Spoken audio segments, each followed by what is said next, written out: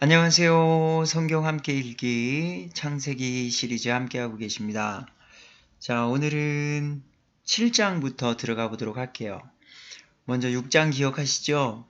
노아의 가족 8명이 120년 동안 하나님의 말씀을 있는 그대로 하나님께서 만들려고 하신 그 배를 코펠나무 또한 300큐빗, 50큐빗, 30큐빗 첫째, 둘째, 셋째 층 하나님께서 말씀하신 그대로 약 120년 동안 하나님께 순종했던 그 길을 6장에서 나타내고 있습니다.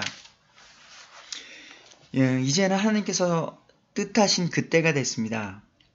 7장 1절 주께서 노아에게 이르시되 너와 내 온 집은 방주로 들어오라.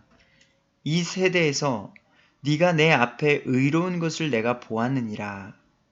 너는 모든 정결한 짐승 중에서 수컷과 그의 암컷을 7마리씩 취하고 또 정결하지 않은 짐승 중에서 수컷과 그것의 암컷을 2마리씩 취하며 공중의 날짐승 중에서도 수컷과 암컷을 7마리씩 취하며 씨가 온 지면 위에 살아남게 하라. 이제 이래 뒤에 내가 밤낮으로 40일 동안 땅 위에 비가 오게 하여 내가 만든 모든 생명체를 지변에서 끊어 멸하리라 하시니 드디어 죄를 짓고 아무 여자나 자기가 좋아하는 대로 관계를 맺고 이제는 하나님 없이 살아가던 그 사람들에게 심판의 때가 온 것입니다. 노아의 방주가 닫히기 전까지는 너무나도 좋았겠지만 자기의 즐길 것들과 쾌락과 육신의 정욕, 안목의 정욕, 인생의 자랑을 내세우며 노아를 욕했던 그들이, 손가락질했던 그들이 이제는 후회할 날이 곧 다가오고 있다는 겁니다.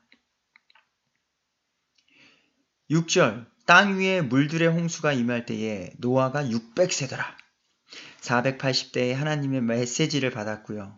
600세 약 120년이 흐른 그때에 이제 홍수가 임하기 시작된 것입니다. 7절 노아가 홍수의 물들로 인하여 자기 아들들과 자기 아내와 자기와 함께한 자기 아들들의 아내들 총 8명이죠. 함께 방주로 들어갔고 11절 노아의 생애에서 600째 해 둘째 달 곧 그 달 17일 노아 600년 2월 17일 그날에 큰 기품의 모든 샘물이 터지고 하늘의 창들이 열리며 비가 밤낮으로 40일 동안 땅 위에 쏟아졌더라. 이것은 한 번의 쓰나미같이 이 땅에 하늘과 땅에서 물들이 솟아나는 무서운 날이었습니다. 심판의 날이었습니다.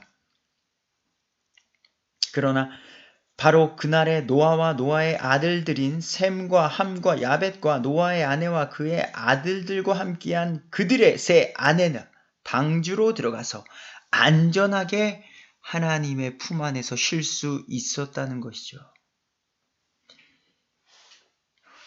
17절 홍수가 땅 위에 40일 동안 있었으므로 물들이 불어다 방주를 띄우니 방주가 땅 위로 들리더라. 이제는 그 방주가 물 위로 뜨게 되는 그만큼 수면이 아주 높아져서 가장 높은 산까지도 덮어버리게 됐습니다. 그리고요, 여기서 방주는요, 지금 우리가 타는 배의 모습은 아닙니다. 우리가 타는 배는 키가 있지요. 운전할 수 있는 배에 키가 있습니다.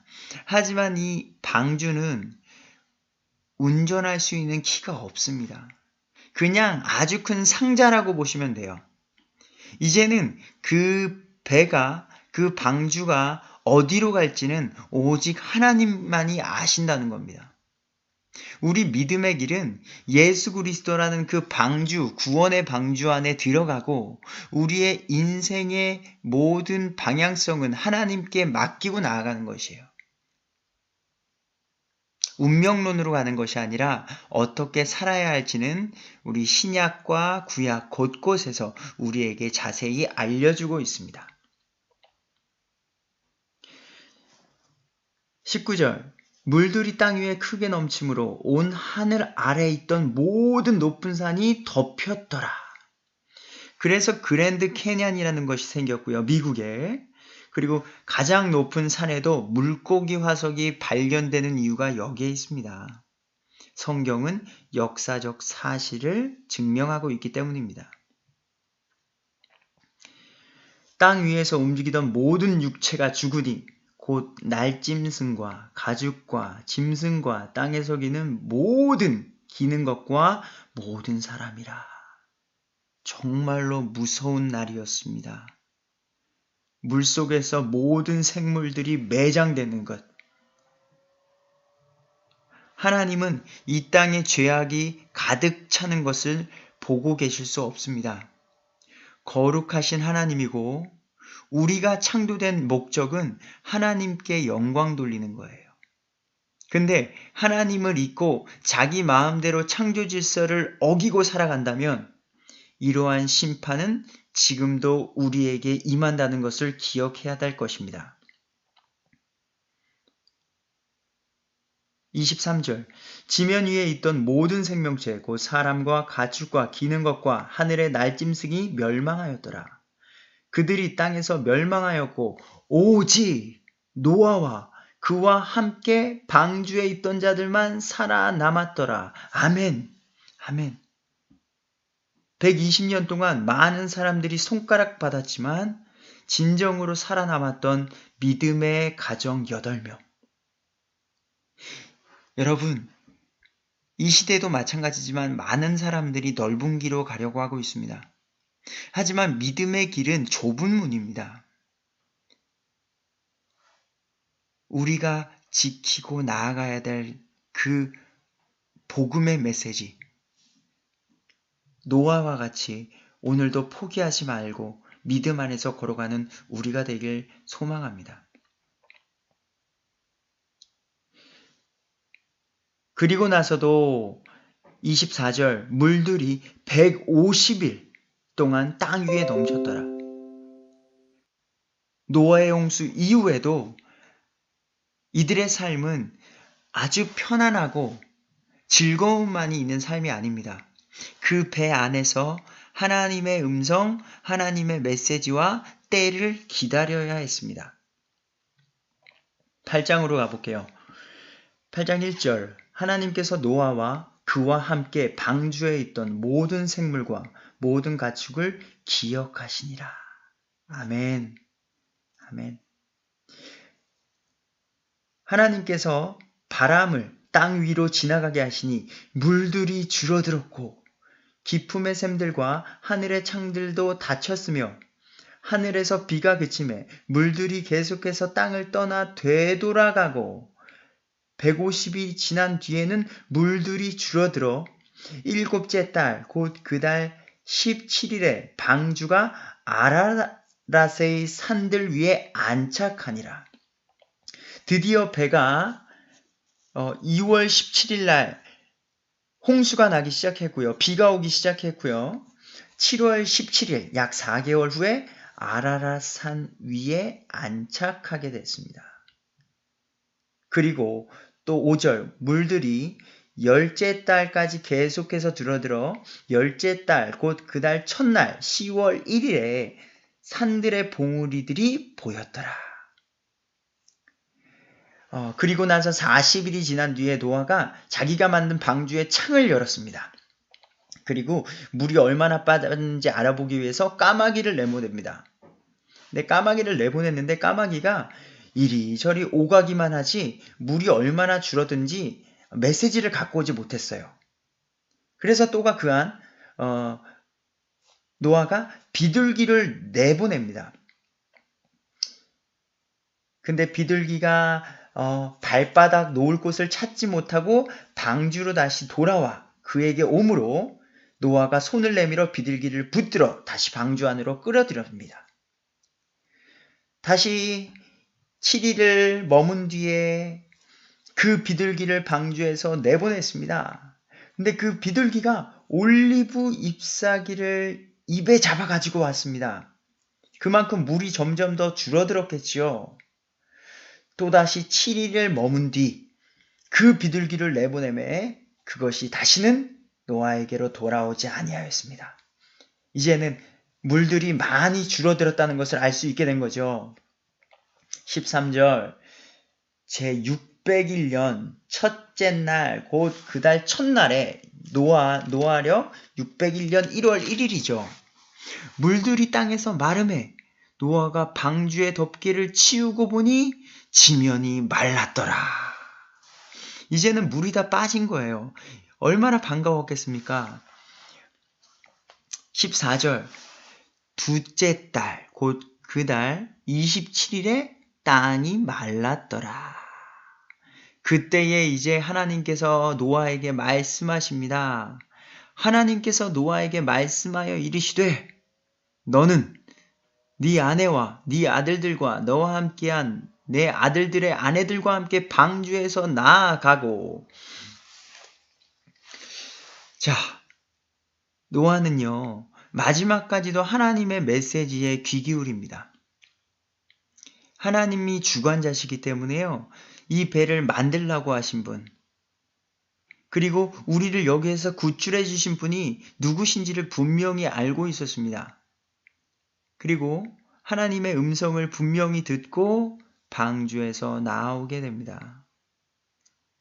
그리고 하나님의 메시지를 분명하게 기억하고 지키려 합니다. 하나님께서는 계속해서 말씀하십니다. 17절 모든 육체 중에서 너와 함께한 모든 생물 곧 날짐승과 가축과 땅에서 기는 모든 기는 것을 너와 함께 데리고 나아가 그것들이 땅에서 풍성히 번식하며 땅 위에서 다산하고 번성하게 하라 하시니. 기억하세요? 창세기 1장과 2장에 하나님께서 이 세상을 창조하시고 보시기에 좋았더라고 말씀하시면서 우리에게 주신 지상 명령 풍성히 번식하고 다산하고 번성하라는 거죠. 그 말씀을 다시 시작된 이 인류 노아의 가족에게 말씀하고 계십니다. 노아가 자기 아들들과 8명의 가족들과 모든 짐승과 모든 기는 것, 모든 종류들의 동물들과 그것들의 종류대로 방주에서 나아갔더라. 그리고 나아가자마자 무엇을 했을까요? 여기서 완전하고 의로운 노아의 모습이 또 보이게 됩니다. 20절 노아가 주께 제단을 쌓고 모든 정결한 짐승과 모든 정결한 날짐승 중에서 취하여 제단 위에 번제 헌물을 드리더라. 번제 헌물은요 그 동물을 잡아서 피를 내서 하나님께 태워드리는 헌물입니다. 기억하세요? 피 흘림이 없이는 죄사함이 없다. 나오자마자 하나님께 예배를 드린 거예요. 이게 진짜 노아의 모습입니다. 21절 주께서 향기로운 냄새를 맡으시고 주께서 마음속으로 이르시되 내가 다시는 사람으로 인하여 땅을 또 저주하지 아니하리니 이는 사람이 마음에서 상상하는 바가 어려서부터 악하기 때문이라. 말씀드렸지만 우리 사람이라는 존재, 어린아이에게 있어서 욕심이라는 것 어느 누구도 가르쳐주지 않았습니다. 하지만 그 아이는 본능적으로 욕심이라는 것을 배우게 되어 있습니다. 이것은 성경이 말하고자 하는 대로 우리 인간은 어려서부터 악하기 때문입니다. 22절 땅이 있을 동안에는 뿌리는 때와 거두는 때와 추위와 더위와 여름과 겨울과 낮과 밤이 그치지 아니하리라 하시니라. 그래서 홍수 이후, 노아의 홍수 이후에 뚜렷한 계절이 생기게 되었다는 거죠. 9장으로 가보도록 하겠습니다. 노아를 향한 하나님의 약속. 1절. 하나님께서 노아와 그의 아들들에게 복을 주시며 그들에게 이르시되 다산하고 번성하여 땅을 채우라. 땅의 모든 짐승과 공중의 모든 날짐승과 땅 위에서 움직이는 모든 것과 바다의 모든 물고기가 너희를 두려워하고 너희를 무서워하리니. 자, 노아의 홍수 이후에 이제는 동물들과 적개심을 두게 됐습니다.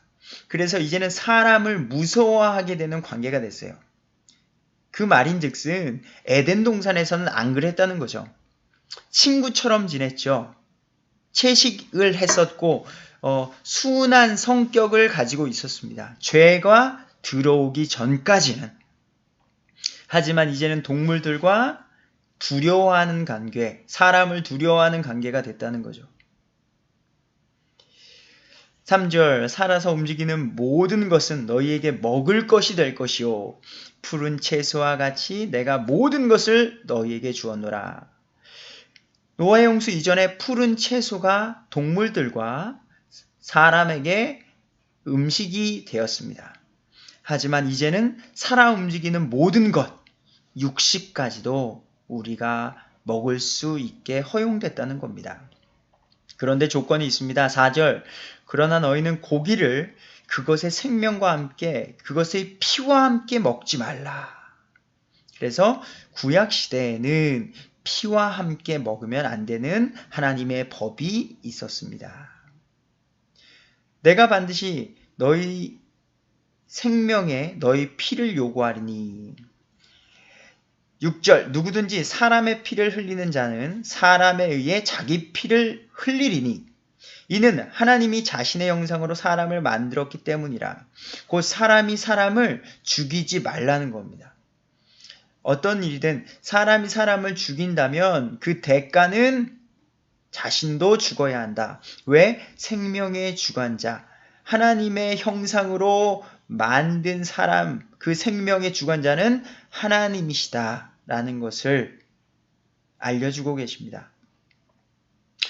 8절. 하나님께서 노아와 그의 아들들에게 말씀하여 이르되 보라 곧 내가 내 언약, 이거는 베리트라는 히브리 언어인데요. 쪼갠다라는 의미가 있습니다. 이 언약은 반드시 하나님께서 행하신다. 지키지 않으면 내가 쪼갰으로 그 약속을 어긴 사람은 죽는다. 근데 이 약속은 누가 하시는 겁니까? 나 곧 내가 내 언약을 세우되, 하나님께서는 거룩하시고 흠이 없으시긴 완전하신 분이십니다. 그분이 언약을 세운다는 건 반드시 행하신다는 말씀을 선포하고 계시는 겁니다. 10절. 너희와 함께하는 모든 살아있는 창조물, 즉 너희와 함께하는 날짐승과 가축과 땅의 모든 짐승과 더불어 세우리니 곧 방주에서 나가는 모든 것에서부터 땅의 모든 짐승에 이르기까지니라. 내가 너희와 더불어 내 언약을 세우리니 다시는 내가 모든 육체를 홍수의 물들로 멸하지 아니할 것이요 또 땅을 멸할 홍수가 다시는 있지 아니하니라. 이제는 이런 끔찍한 심판을 하지 않겠다고 언약하시는 거예요. 그래서 그 증표로 13절 내가 내 무지개를 구름 속에 두노니 그것이 나와 땅 사이에 맺은 언약의 증표가 되리라. 그래서 지금도 비가 오는 날 햇살이 밝게 비칠 때에 무지개를 보실 겁니다. 이때부터 하나님께서 무지개 언약을 허락해 주셔서 우리를, 온 지구를 물로써 심판하지 않겠다라는 증표를 보여주시는 거예요. 그래서 비가 오는 날 햇살이 비칠 때 무지개를 보시면서 우리를 지키시는 하나님, 그리고 죄를 용서하지 않으시는 하나님을 생각하셨으면 좋겠습니다. 17절 하나님께서 노아에게 이르시되 이것이 내가 나와 땅 위에 있는 모든 육체 사이에 세운 언약의 증표라 하셨더라. 아멘. 아멘. 18절 방주에서 나간 노아의 아들들은 셈과 함과 야벳이었는데, 자, 이 셋으로부터 이제 이 지구의 모든 인류가 퍼져나가게 됩니다. 결과적으로 우리는 노아의 후손이고요. 우리 모두가 한 가족이라는 것을 잊으시면 안 됩니다. 하지만 이 땅은 나라가 나라를 쳐들어가서 전쟁했고요. 예, 종족과 종족이 서로를 죽이는 세상이 되었다는 겁니다. 결국 자국의 이익과 종족의 번식을 위해서 살인을 일삼는 역사를 가지고 있다는 거죠. 하지만 우리는 같은 가족이었다는 것을 잊으면 안 될 것입니다. 이들은 노아의 세 아들인데 그들로부터 난 자들이 온 땅에 퍼지니라. 노아가 농부가 되기 시작하여 포도원을 세우고 21절 포도주를 마신 뒤 취하여 자기 장막 안에서 벌거벗은 채 있었더니 완전하고 의로운 자라고 여겨졌던 노아가 포도주를 마셨답니다. 그리고 취하여 포도주는요 성경 전체에서 부정적인 의미로 쓰입니다. 에베소서 5장 18절에 술 취하지 말라 여기에 과도함이 있다.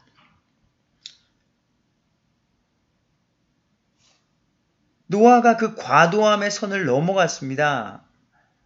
그래서 부끄럽게도 옷을 벌거벗은 채 있었습니다.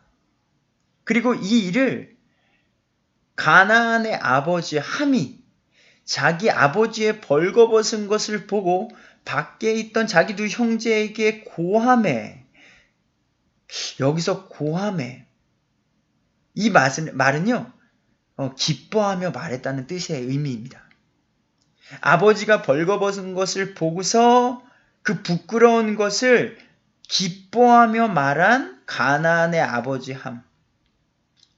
그 이야기를 듣고 형제였던 셈과 야벳이 옷을 취하여 자기들의 어깨에 옷을 올려놓고요. 그 아버지의 벌거벗은 것을 혹여나 볼까봐 뒷걸음으로 들어갑니다. 뒷걸음으로 들어가서 자기들의 아버지의 벌거벗은 것을 그 옷으로 덮어주게 됩니다. 그들의 얼굴이 뒤를 향하였으므로 그들이 자기들의 아버지의 벌거벗은 것을 보지 아니하였더라. 지혜로운 거죠. 아버지의 부끄러운 것을 자랑스럽게 말하는 것은 하나님께서 보실 때도 옳지 않은 것이고요. 24절 노아가 포도주에서 깨어나 자기의 작은 아들이 자기에게 행한 일을 알고 이르되 가나안은 저주를 받을 것이요 그의 형제들에게 종들의 종이 될 것이니라 하고서 말씀을 하십니다. 또 이르되 아버지의 부끄러움을 가려줬던 주 곧 셈의 하나님을 찬송하리로다. 가나안은 그의 종이 될 것이요 하나님께서 야벳을 크게 만드시리니. 그래서 가나안은 이런 저주를 받게 되고요. 셈과 야벳은 이렇게 복을 받게 되는 이야기가 이어지게 됩니다. 그리고 나서 노아의 전생애가 950년이었으며 그가 죽으니라 라고 9장 이야기가 끝을 맺습니다. 그로부터 이제 셈과 함과 야벳으로 계보가 이어지게 되면서 예수 그리스도, 가인과 아벨과 똑같습니다. 예수 그리스도의 계보를 잇는 혈통과 그렇지 않은 혈통으로 갈라지게 되는, 그래서 10장에서는 노아의 후손들이 땅의 민족을 형성하게 되는 이야기, 이 이야기가 이어지게 되겠습니다. 예, 오늘도 좋은 하루 되세요.